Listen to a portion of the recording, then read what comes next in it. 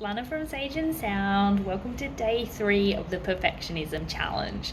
The challenge for today is to do something practical to challenge our perfectionism with the idea of starting to bring our behavior more into balance. So for most perfectionists, that's going to be about doing something to a much less high standard than you're used to. There's a few different ways that you can go into this. So one idea is to choose something that you normally do but you hate doing and just don't do it. Allow it to be imperfect. So that might be something like leaving the ironing, leaving your bed unmade, something where you're just going to go to less effort and see what happens.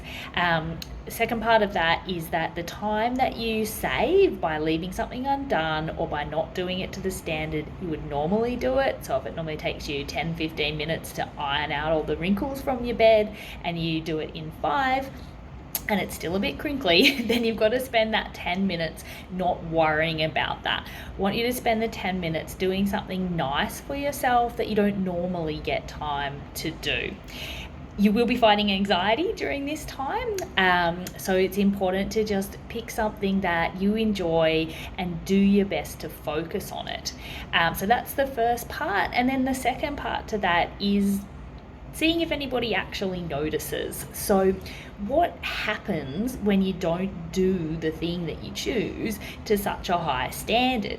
Does anybody else even notice? Do they care?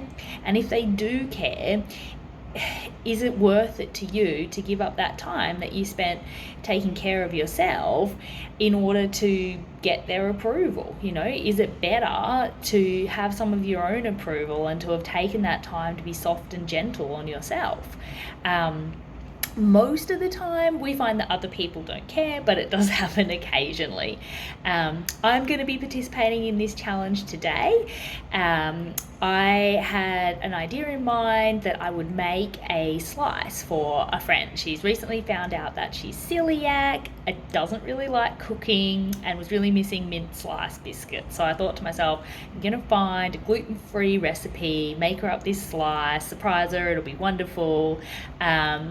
Made the slice. It's not awesome, or it's not what I expected it to be. You know, I had high standards for it, and I've had to realize that those standards can't be met. Perfectionist, do it again. Don't even give it to them. They're your two options. You know, that's that put in heaps and heaps and heaps of work, or I'm just going to pretend it never happened. I never tried and didn't have it work out.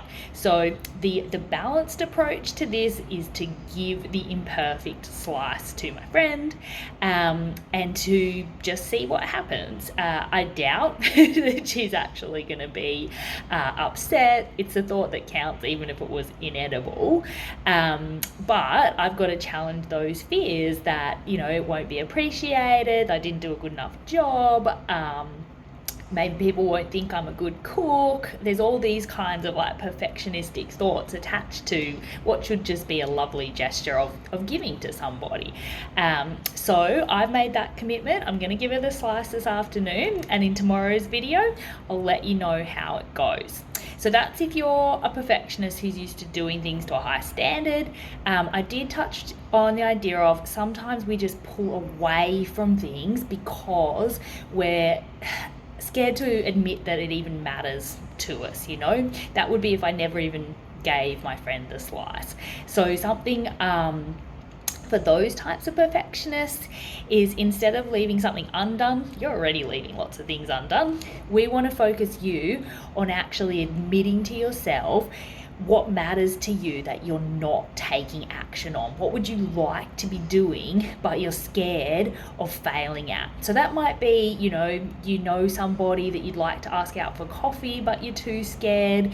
It might be about committing to diet exercise program but you're worried you won't be any good at it, starting a new hobby, putting feelers out to get a new job. There's a million things that you might be putting off because you're worried that you'll you'll fail if you try, and that's not acceptable, that it's better not to try at all than to try and fail.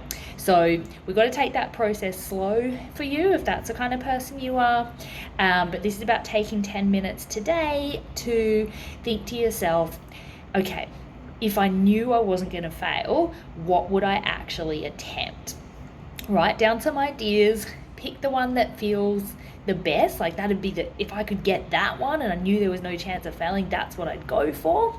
And then write down some steps as to how somebody else would go about achieving that goal. You're likely to block yourself if you try and put yourself in the situation, so do it more like a shopping list in terms of someone else has come to you with that goal. I want to invite a friend for coffee. How do I do it? And think about the steps that you need to take. You need to call them or ring them. You need to choose a place. You maybe need to choose your words if you're really scared. You need to have a backup plan. If they can't make coffee, what else could you suggest so you don't chicken out? So whatever the goal is, you can write down some steps as to how somebody else would go about achieving it. And that's your task for today. So we're either doing something imperfectly and seeing what happens, or admitting to ourselves what we really want and making a list. I'll be giving the slice to my friend, and we'll chat again tomorrow with some more exercises. See you then. Bye.